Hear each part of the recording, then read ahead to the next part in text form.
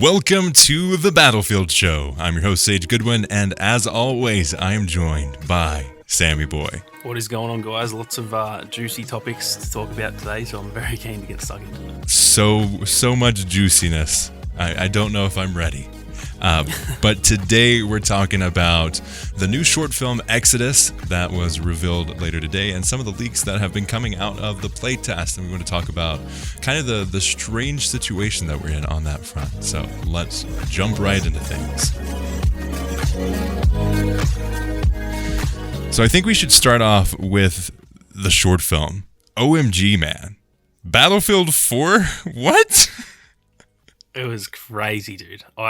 It was something that, I don't know why I didn't kind of expect that. It's not that weird that they're in it when you think about it. It's only 20 years later, but I just, never thought that would happen. There's been a lot of people kind of, speculating, could we see this as a continuation? Is this, I guess, canon with the rest of the story?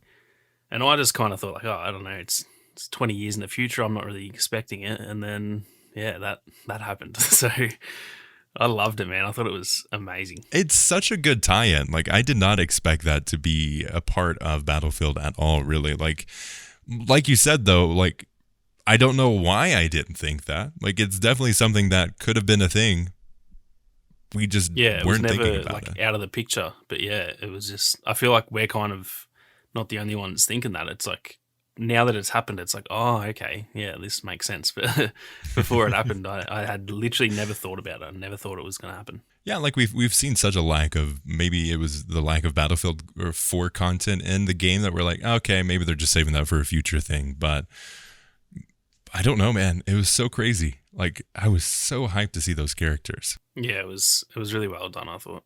For people who have not yet seen the short film and don't know what the heck we're talking about, and Battlefield 2042 released a short film kind of detailing some of the history and the world that we're going to be playing in.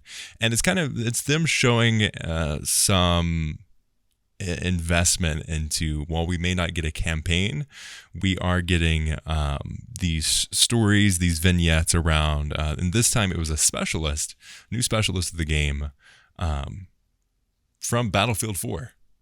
It's super awesome. What is this? Is Irish, right? What's his full name? Kimball Graves, I think, is his full name. But yes. Yeah, he's just, I don't know where. I don't actually know where Irish comes from. I guess they maybe explain it. I haven't played Battlefield 4, the campaign, in a long time, so I can't remember if they explain it in there. But yeah, I would say outside of the Bad Batch crew, he's probably the fan favorite of the franchise. There's one weird thing about Battlefield campaigns is they, at least for me personally, they don't have that many memorable characters, I feel. They're very much this is the epitome and all of the cliches of the guy in the war. Yeah, exactly. And I think really the only ones that are sort of unique from that are, like I said, the Bad Batch guys. I think most people who have played that, they're the fan favorites. But outside of that, yeah, I don't think there's that many sort of memorable characters. Not that they're bad characters, they're just not other games have those characters that everyone knows. But I would say RH is probably the closest to that from Battlefield 4, because he wasn't the main character, he wasn't who we played, but I would argue he was probably the main character because he was the one that we always saw, because you don't really see your own character. So yeah, it's exciting to have him back for sure. It is. And in this short film, we see him kind of explore through the different locations that we'll be seeing in Battlefield. Not necessarily all of them, but we're kind of getting the feel of what the world's going to be like. And Kimball became a no-pat and started fighting for them. But when this mysterious character, Oz, gets involved, and we saw kind of reporting done on Oz through the blog posts on Battlefield, this really cool story feature and tie into the game that not many people will actually go out of their way to see, but it's there for hardcore fans. We see him get betrayed and kind of take things too far, and Kimball Graves is you know what, this has gone on way too far. I'm not on board with this. We are starting too many problems. We're going to kill too many people by starting this war. It's not going to be good for everybody. And doing so, he gets invested into the world that we're going to be exploring with the non-patrioted and the patrioted. And what the actual fight in Battlefield 2042 is going to be about. Like, that's the motivation.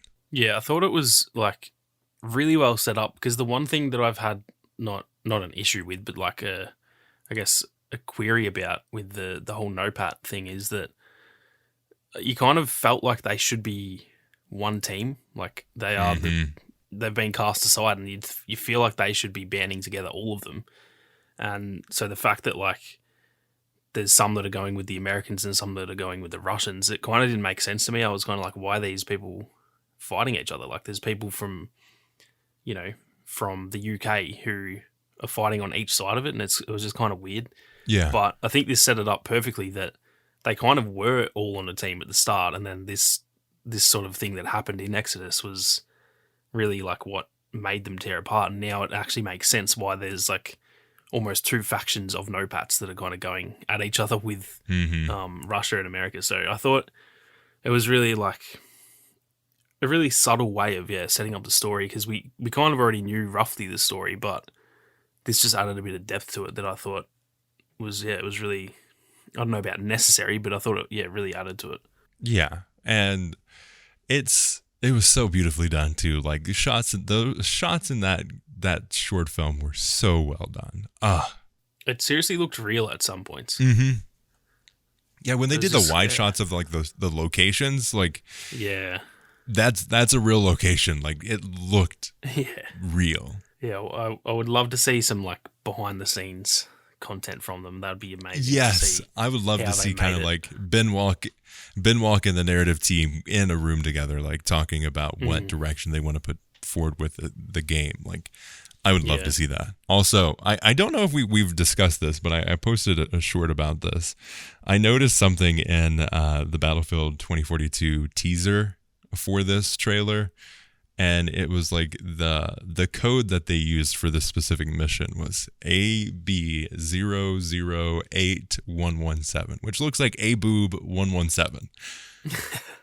I did see that short actually. That's good. What? Yeah, that considering that they're very knowing about the things that they do. They know that there's people hunting Easter eggs and stuff, and we saw the Pickle Rick. I don't know if you saw that, but there was Pickle Rick. I did not see that. Oh, so there's a part in Exodus where I think they're like looking at I think it's when he's on the ship with that Real character, and it's just before Oz kind of starts coming in with those choppers. Okay. And they're looking at a map, and it shows like the direction they're going, and there's like a few locations on it, and one of the, like, I don't know if it's a location or it might be another warship or something, but it's called Pickle Rick, and people picked up on that. So anyway, getting back to what I was saying, like they know what they're doing, and I want to know what the go is behind the whole Aboob 117. What's going on? It almost looks like A Boobies. Yeah, maybe they've been. It's like the old calculator trick when you're in school and you think it's funny. That is what I thought about immediately as soon as I saw it. I was like, me too.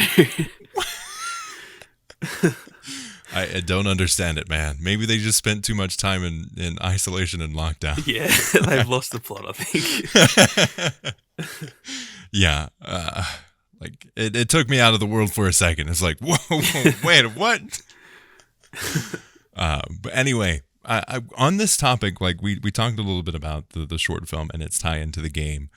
What, I don't know if we've talked about this on the podcast, but I want to go a little bit deeper on this specifically, where this has in the Battlefield franchise, explaining the story of the game outside of the game itself versus in a campaign. What are your thoughts on this? I personally love it. For me, and I feel like we've talked about this on the episode where we sort of talked about the campaign or lack of campaign.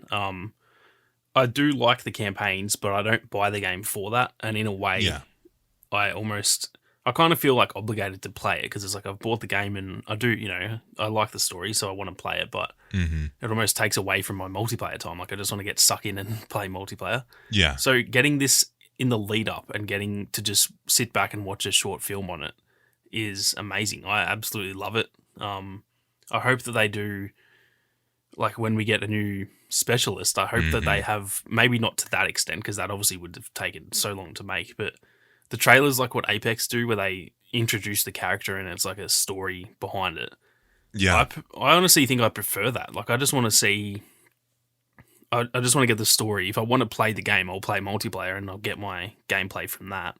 And then I can sort of experience the story through those other mediums and just get them when I'm relaxing. I don't have to jump on the game to grind out the campaign. I can just, sit back and eat lunch and watch a short film and stuff. So I personally love it. I don't know whether it's, better or worse. I don't think it should replace single player campaigns in general because it depends on the game. Obviously, there's plenty of games that are much better done with single player, but I think the way they've done it has been awesome because, I don't think that many people buy Battlefield for the campaign. And so giving us still that story because that is something that people love. Yeah, giving us that through a different medium is a great idea. I absolutely love it. I'm glad you said something about Apex because immediately when I saw this, I was like, "This is the Apex playbook right here."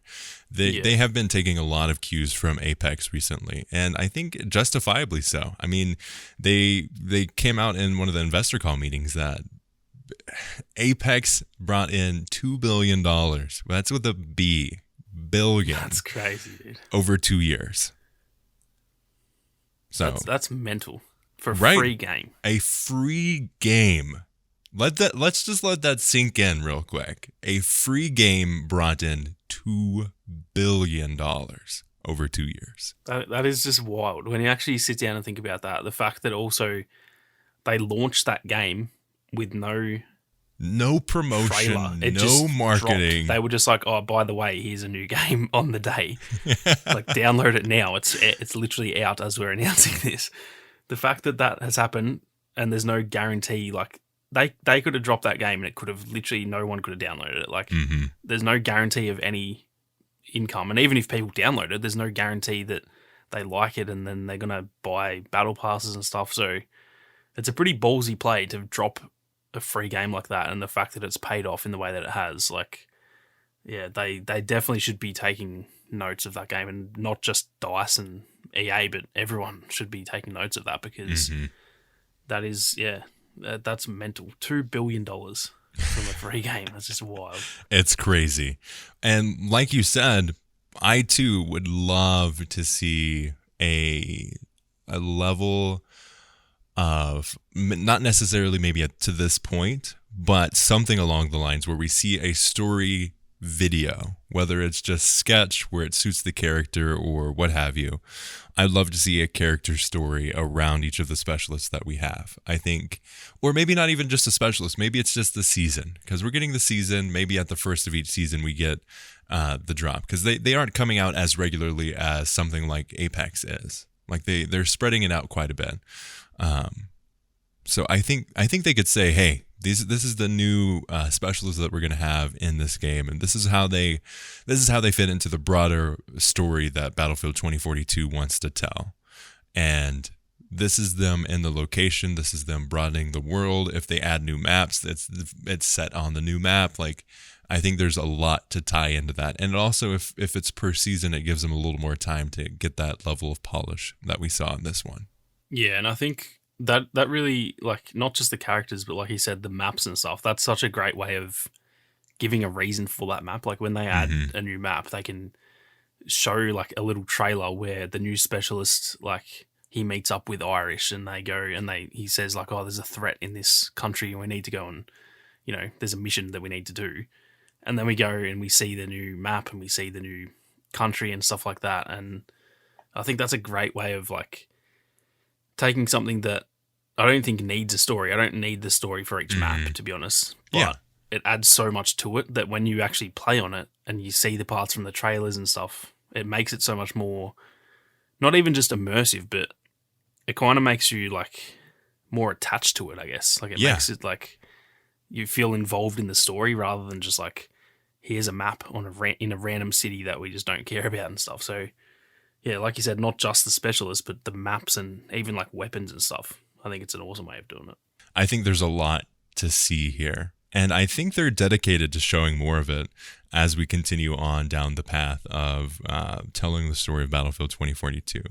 When I first heard that Battlefield was going to have a narrative lead with Ben Walk, and that's like that was his duty, it was like, interesting. This could be fun.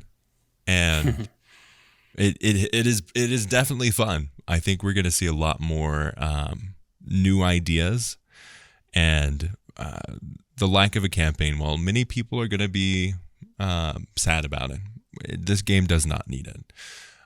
We've had better campaigns in other games. And while I would love to see, as we see in these short films, as we've seen in the little story snippets that they've given us, there is story to be told there. But they're showing that it doesn't necessarily have to be in the game, and you can kind of make your own campaign if you wanted to. Like you're putting some guardrails to the world, so you could play as the characters, because each of them is a specialist. Like you have this ability to put forward a story into Battlefield 2042 without necessarily having a campaign. And honestly, just nix the campaign and focus on the multiplayer. Obviously, like aside from Battlefield 1, there hasn't been many of the Battlefield campaigns that have really been like, man, this was really cool. They had some really cool ideas. They actually had some character moments. A lot of them are like they're trying to justify the massive amounts of murder that are in these games, and it's super hard. Like you have like this very serious moment where a character like mourns another character's death, and then in the next gameplay segment you're killing hundreds of people. Like it doesn't really check out. I agree with that. I think for me personally, Battlefield 1 is the only game that really has a memorable campaign. Battlefield 4, I can remember it a bit just because it was kind of like the first one that I really... And I think Battlefield 3 and 4 were the first like campaigns that I really played. I don't even think Bad Company... Oh no, Bad Company 2 had one. But, they were like the only somewhat memorable ones, but then Battlefield 1 was actually like really, really good. And it wasn't even memorable just because of the story. It was more like we've kind of talked about this, but the gritty nature of it and the like, historical accuracy and more like me learning about World War One. That was probably what more hooked me. So yeah, I don't need the campaign to fall in love with the game, and I think it's a great decision to put all of that time and effort into the actual game itself. And you can get, this is the other great thing, is you don't need developers now to make these short films. Like you can get other people who are trained in other areas, so you're not sort of wasting those dev talents on the story, but you're still putting the story out there. So it's kind of like it's beneficial in more ways than one. And we're still getting the story, and we're getting hopefully better multiplayer because of it. So I think it's a great way of doing it. I'm looking forward to seeing how well it does and how DICE uses this time to focus on that multiplayer, because it's super important that they nail it and that it is the best that they can bring, because there's so much hype around this game. Like it's almost like a game that can't fail, but that's also really scary at the same time. It almost, you don't want to get your hopes up, because it does seem like it can't fail because of like Portal and the gameplay and stuff that we have seen. It looks good, so it does seem like it's going to be pretty hard for it to fail. But then that also makes it even more scary, because you don't want to get, like, you don't want to let your guard down. Be like, oh, this it's like, great kid, don't get cocky. Yeah, exactly. So it's almost, it almost feels like there's no pressure and there's a heap of pressure at the same time. So it's a weird dynamic, but a lot's riding on this game. Yeah, for sure. Speaking of kind of a lot riding on this game, let's talk about kind of the playtest and the leaks that have been coming out from said playtest. You want to give us a little bit of a background kind of on what's going on and what people are... We want to talk about specifically kind of like why people are leaking it and what a playtest kind of means for a game. Yeah, so for those who haven't sort of been paying attention on Twitter and stuff like that, there's been, and the thing is, this is all meant to be under NDA, but everyone's just talking about it. It's kind of a weird situation. It's so weird. There's like big, like Twitter accounts who are obviously not official, but they're like the closest thing to like the big, you know, they're next to official pretty much. They're run by companies and stuff.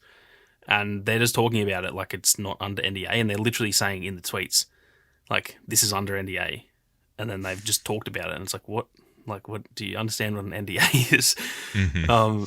But yeah, anyway, there's a playtest that apparently is going on right now, and it's like a tech test, and they've kind of opened it up to just, you know, random players. They've a lot more people than was originally planned, right? Because it was supposed to be like, this is the Battlefield's players' Battlefield. Like, they were supposed to get hardcore content creators, hardcore like Battlefield fans that have been there from the beginning, and then it became like, oh no, we've got 30,000 people. Yeah, it initially, when we first learned about it in like one of the early reveal events, they said that it was going to be a somewhat small scale internal test, and it was just a tech test, because they do, in a way, tech tests are meant to be a bit broader so that they can test the servers and stuff like that. But say with Star Wars Squadrons, we did a tech test that was under NDA, and we couldn't record anything or anything like that. So that was initially the plan. At least that's what they told us. And then I think a reason behind it is partly to do with crossplay, because they've kind of come out since then and said like, oh, hey, we are going to be adding crossplay. And I think that's why they've like expanded it to try and get this right before launch or whenever it's planned. I'm not sure if it will be. The number of players too, I could see that being a factor as well. Yeah. So anyway, they've kind of opened it up to just random people. They have a playtesting like sign up, I guess, and anyone can do it. And so that is apparently underway at the moment. And then there's leaks all over the place from it, which is kind of where it gets weird, because it's like they must have surely known that was going to happen. Yeah. If you're doing random people, they have nothing to lose. You can't. If someone doesn't have a YouTube channel to lose, who cares? If I didn't have a channel and I was doing the playtest, I would have no issue recording it and uploading it, because I'm not going to lose anything. So there are no consequences to it, really. Yeah.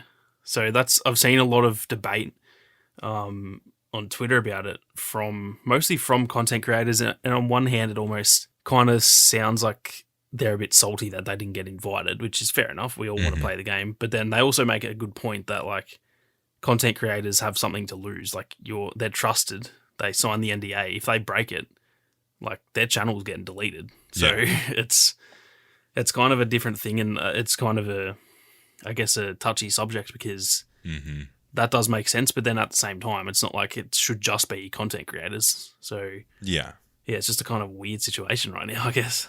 It's super strange too, because like as a content creator, being a part of an NDA, like we've both signed NDAs for many different projects, both in my professional work and for the podcast. And it's like there's a value placed on it. It's almost like you've made it once you've signed an NDA. Like obviously it is just a legal document, and it's kind of like, but there's a special part of it. There's like, I know something that people don't know yet, and there's a specialness to it. And then to see it opened up and people don't respect that, it lessens the experience almost. And it almost just like, I think people don't understand the privilege that they have, that they are playtesting probably the biggest game of the year, because they're just all talking about it. I'm not personally fussed. Like I'll probably go watch the leaked gameplay, to be completely honest, because I just want to see it. I'm not like salty that people are sharing it, but it is just weird, and it is disrespectful.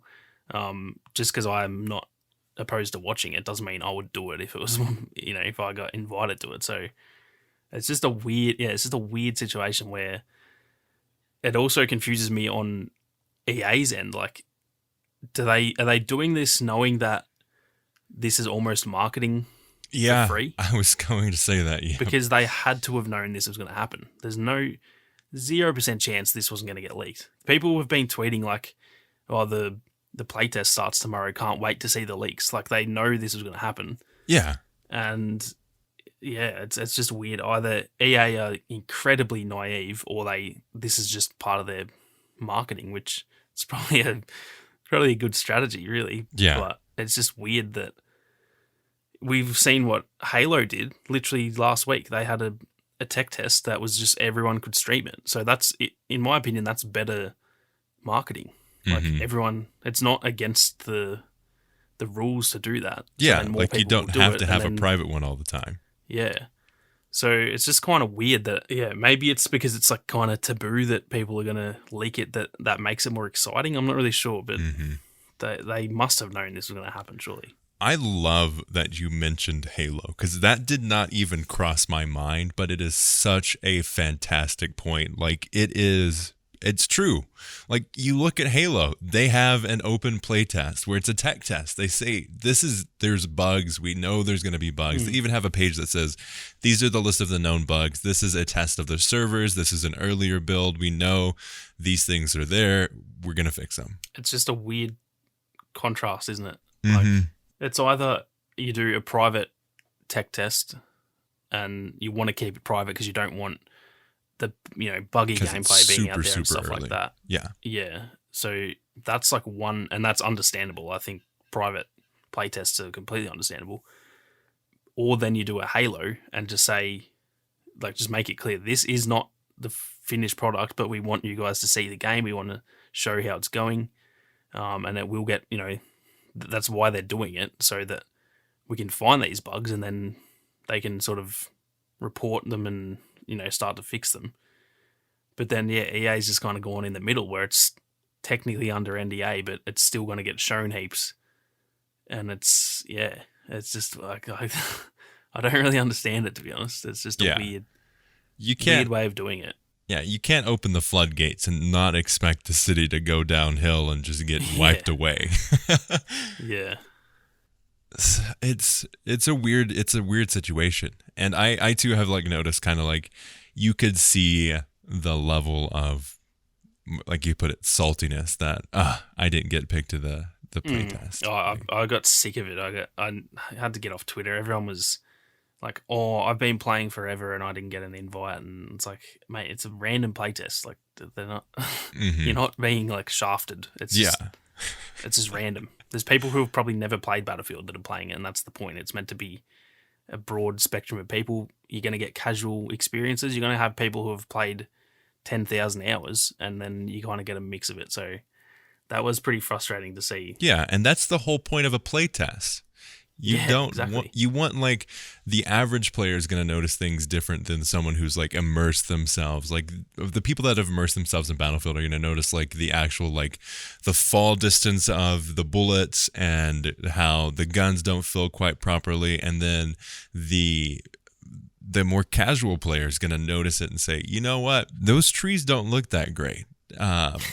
And you messed up on this rock, you messed up on like the layout of the map. I don't think that building should be there. It should be somewhere else, type of thing. It's just been a weird time on Twitter this week. It's been a very divided. It's kind of weird because the whole lead up to the game has been so unified. Everyone's like loving what we've seen, and this is kind of the first week where I've seen a bit of like tension and a bit of a divide. And I do understand it. I understand not getting invited, and it's like, oh damn, I really wanted to play, but I don't know, people just need to understand it a bit more and go like, this isn't for everyone. And there is an open beta coming up in like 3 weeks, so yeah, it's like, not far. Who cares anyway? That's the thing too. Like, there isn't a whole lot of a reason for this time of a playtest. Like, honestly, they have most of the stuff already locked in, loaded. They have most of it ready. And the real server test will be in when the open beta starts. That's when we're going to see the kind of the the people who normally wouldn't be on a Battlefield game jump into it and possibly be converted. So there's going to be, it's such a stress load on the servers for Battlefield. Like that's going to be one of the heights of it. So that's when the real server tests begin. And like this one's kind of like they know where the game's headed and they just want to know some of the bugs that other people experience. It's kind of like you put a kid in a sandbox and he digs to the bottom of it way quicker than you thought it was going to be. Like if you have it 12 inches, he got through that way quicker than we wanted to. Let's bump it to 2 feet, 3 feet. Yeah. So that then next week when all the kids go in the sandbox, it's not an issue. So yeah, I think that's really the point of this one is, just to, like you said, pretty much prepare for the open beta, because that will be people's like first experience, and a lot of people do get convinced or convinced otherwise by the beta. So it is a pretty big thing, even though it's just a free test of the game. It is a pretty big deal. So I'm glad they've done this one to just like, find out if there's anything really bad with the game in terms of balancing or any big bugs or anything. Then they can hopefully fix that in the coming weeks. And then, the only real issue hopefully should be the actual server load when it comes to the beta. But I guess we'll find out, because I feel like there's going to be issues because there's going to be a lot of people playing it. So I think the servers are going to have a bit of a struggle, and it is open for a week. So I feel like that's why, because usually beta, like I remember the Battlefield 1, I think it was Battlefield 1 beta, it was like a weekend. So I think that's why they've done it for a week, because they're probably preparing that the first day, the second day, they might be struggling to even be able to play it. So it's going to be interesting to see. Yeah, it's not a true popular beta unless the game crashes and no one can join. It's almost like a trophy that the dev team gets. Like, yes, our game's doing well. We crashed the beta. Well, this is a lot more people than we thought were going to be playing this game. Yeah. One thing I want to note on before we end this episode. So I've been on a quest to play through a bunch of the older Battlefield games, and specifically play through some of the maps we're going to be seeing in Battlefield Portal. Stay tuned for the channel. I'm working on a video on that specific topic. I want to talk about on the podcast kind of like what does it look like jumping back into the older Battlefield games in preparation for Battlefield 2042. I know we've all been hopping back into Battlefield 4, and that's been a pretty seamless experience, but I want to talk about my experiences hopping into Battlefield 3 and Battlefield Bad Company 2 on PC. Yeah, they are very, they feel similar, but they also feel very different, and it is a weird experience going back. I've actually just sort of done the same thing. I've been playing, like, at the start of my streams every week, I do, like, the campaign from the old one, so I've done Bad Company 2, and then I'm on Battlefield 3 at the moment, and they're very different games. They don't feel, when you look back at them, they don't feel that different, but they are very different games, so it's a very, like, surreal experience, because you kind of, for me personally, I always think that Battlefield 3 and Battlefield 4 are pretty much the same game, just different. It's almost like a big DLC. Like Battlefield 4 is just like a huge DLC for Battlefield 3, because they seemed very similar, but they're actually not. Like, they're very unique from each other. The experience of going back and playing are so drastically different. You have the menu system of Battlefield 4, and then you have a web browser that pops up to go to Battlelog for Battlefield 3. Dude, I thought my game was broken. Yeah. So I played Battlefield 3 on that too, Xbox. So I played it on console when I first played it, and it has a menu. I was mind blown. I was like, what is going on here? Why isn't my game working? Same issue for me. I went back. I've been playing Battlefield 3 on Xbox on the streams, but I went back a while back and played multiplayer for Battlefield 3. And the same thing happened. It opens up your Chrome, and then you're like, what the hell? And then I was like, oh, that's right. They didn't even have like the actual in-game menu. It was just the battle log, and you have to use your bloody like web browser to join the game. It felt so ancient. It did. Like, wow, this is such a different game. Like I never really, and granted, I didn't play on PC back then, so that's probably why I never thought of it. But yeah, it's crazy how times have changed, really, because that used to be. It's not even just Battlefield; like other games did that as well. So Yeah. But it only lasted for so little time because it was a terrible system. There's a reason we've had menus for the past 30, 40 years. Like, you don't get smart and try to add something new when something works so well. When you're basically replicating the same thing but worse in a browser. Yeah, it never made sense to me that it is essentially a menu system on the internet.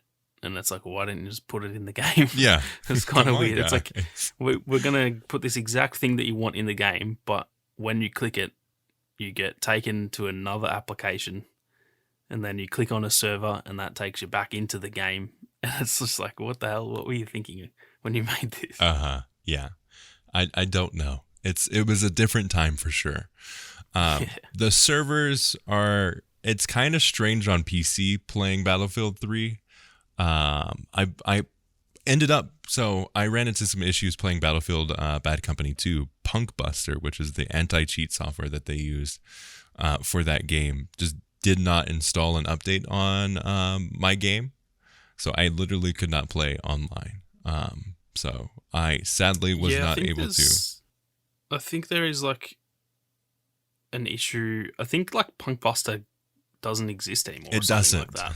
Yeah. So it then tries to look for something. The servers in general now don't even. I don't even know if you can play. I remember hearing something about that. I could be wrong, but I feel like because of that, maybe because Punkbuster got shut down or something. Yeah. They like shut down the servers for Bad Company 2 or something along the lines of that. Maybe it was Bad Company 1. I'm not sure, but I think there's been a lot of issues with that. I haven't booted it up on Xbox yet, but I did do Battlefield 3 on Xbox, and I was actually able to find some pretty decent servers, surprisingly so. Which I booted up Battlefield 1942 a month ago, and I got in the game instantly. It was awesome. Damn. I did not expect that. I didn't either. I was like, okay, here I am. I'm going to be getting to an empty lobby. I'm going to be waiting for 5 hours. I got in no problem. It was crazy. That is mental. And that's probably, I guess that was probably just after the reveal. So, But Portal wouldn't have been announced then either. So no. It's not like they would have been going back to, get some World War II gameplay or something. I guess there's some hardcore people that are still playing that game, and this was on console too, so I was really, really confused. So question for you, I don't know if you'll be able to answer this. Can you actually play Battlefield 1942 on PC, or is it just on like backwards compatibility? I have searched. I don't know where it would be. Yeah, I don't actually know. It came out in very early 2000s, wasn't it? Yeah. So you'd think it would be on PC, but I don't actually know. I've never once played it. It was like just before my time, so I'd never tried it. But I've actually never thought about that, because I've kind of thought about that. I'd love to go back and do like map comparisons and stuff when we get the new ones. But yeah, I've never seen 1942 like on any stores or anything. So yeah, I searched on Steam. It's not there. I searched on the EA desktop app. I need to search Origin, but I don't know if I'll probably find the same thing that's on EA desktop. Couldn't find it. So I'm still on the hunt to see if I can play it on PC, but ultimately I've just been playing it on a console because it's easier. Yeah. And I was able to find a server. But yeah, it's not as pristine of a process of going back and playing those games in preparation of Battlefield 2042. Like Battlefield 4, easy peasy. That game's been vibrant since the day it launched, but the other games, not really that much. Yeah, they're much harder to...